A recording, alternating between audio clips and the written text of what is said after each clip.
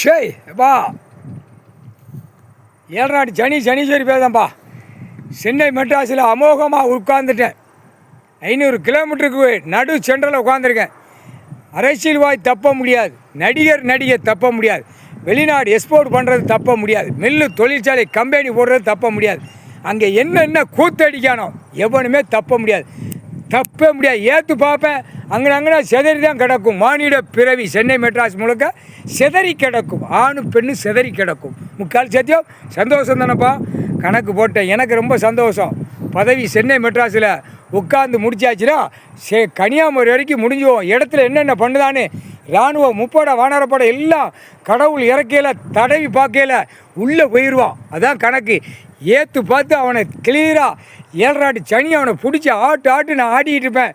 அந்த நேரம் இராணுவம் முப்படை வானரப்படை வச்சு ஈஸ்வரன் கொண்டு போய் உள்ள செயலரில் ஏற்றி போடுற கணக்கு வரும். முக்கால் சத்தியம்.